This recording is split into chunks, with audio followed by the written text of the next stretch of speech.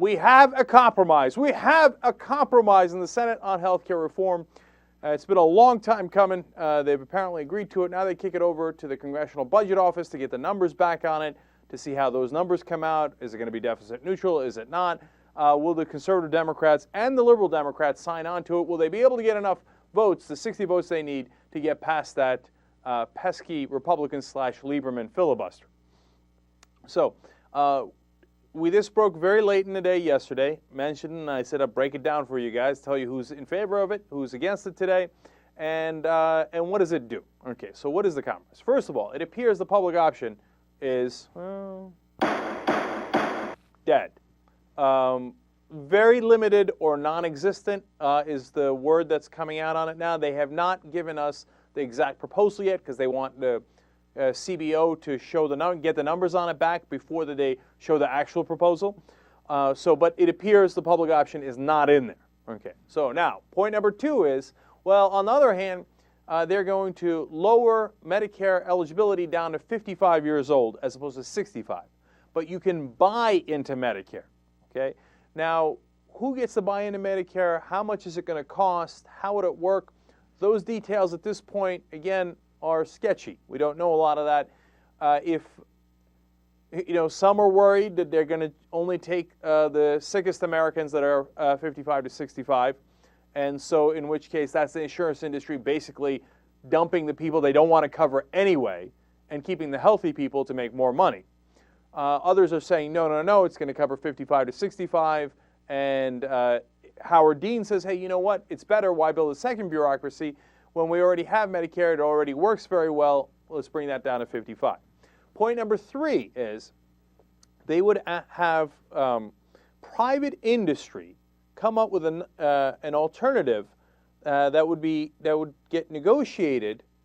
The prices would and the premiums, etc., by the Office of Personnel Management. Now this gets confusing. Okay, now it's not something that's set up by the government like the public option would be, right? It's run by private industry.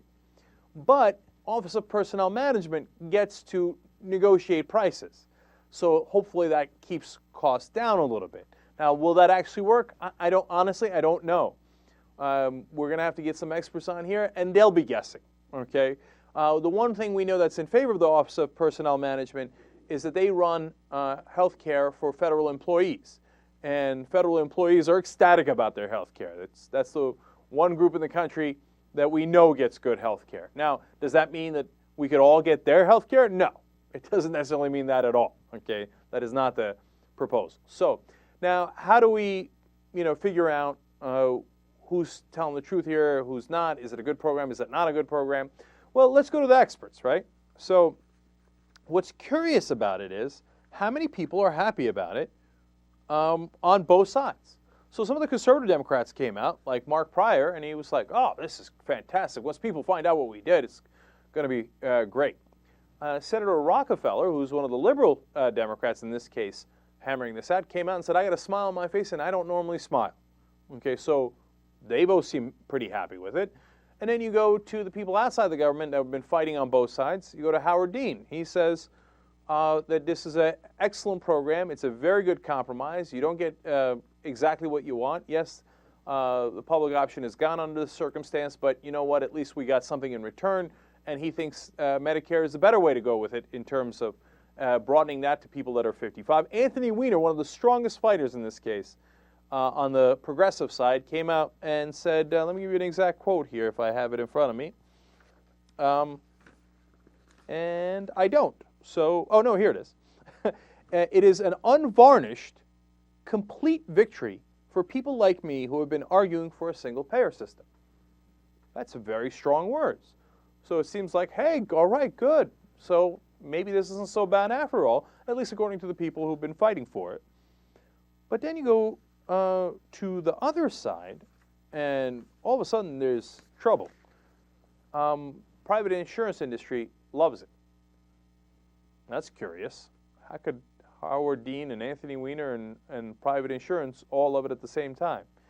Here's a quote that Politico got from an insurance industry insider, an official. It says, we win. and win is capitalized. We win.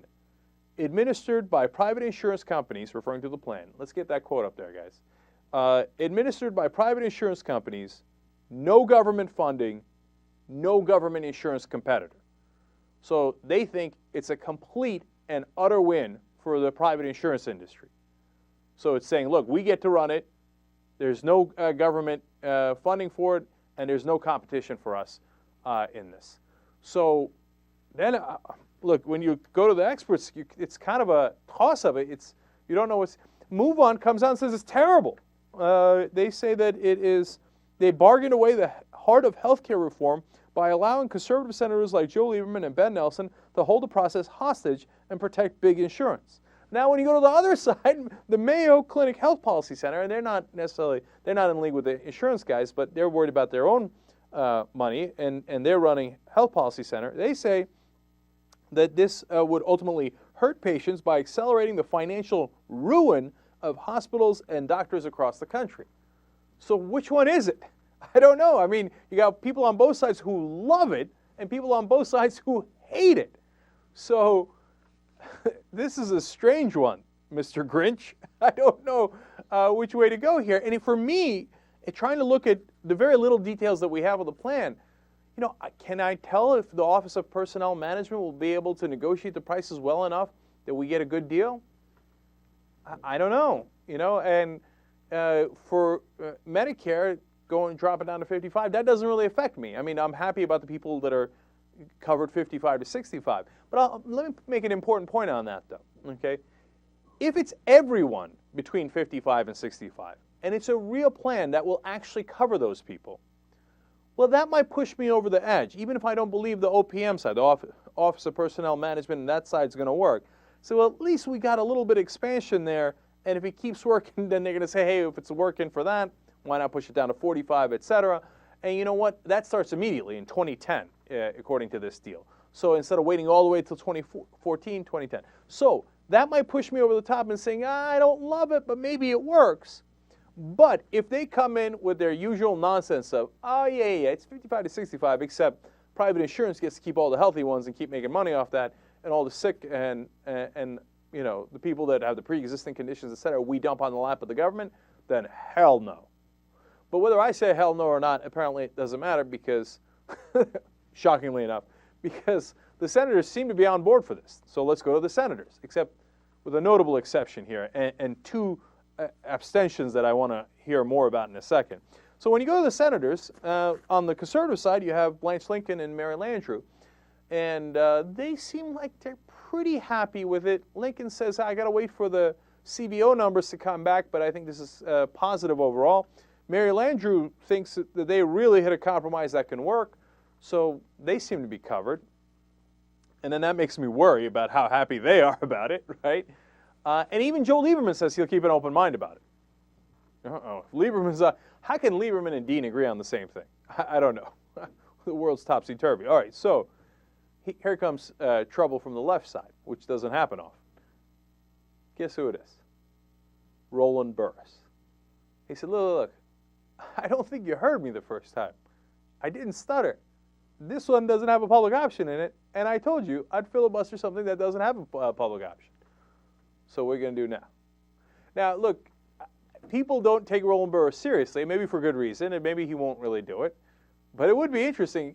He keeps saying, look, they think I'm playing, but I'm not playing.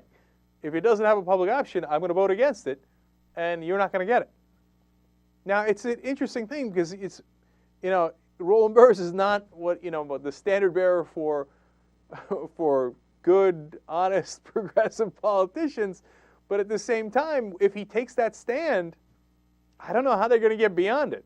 Because the way the Senate works is, historically, over the last 10, 20, however long amount of time is, conservatives say, we're not going to bend on anything. I'm going to draw the line in the sand. Heel!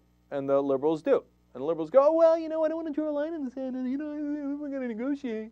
And so the conservatives always win, right? In this case, here's what Roland Burris said. Understand that I have drawn a line in the sand. I'm not much of a deal maker in this regard. How you like them apples? Okay, so here, to me, I need two things. One, we need to see the details, of course, and see if it makes sense, or if it doesn't make sense. The devil's in the details, obviously, right? The second thing that we need to see is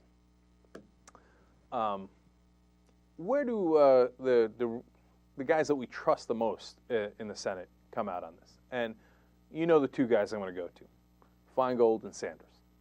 If Feingold and Sanders come out and say, hey, look, MoveOn's got this wrong, Fire Dog Lake's got this wrong, and this thing is not perfect, obviously, and it doesn't have the public option, but here's why we think it can work. Let's, spit on it. Let's make a deal.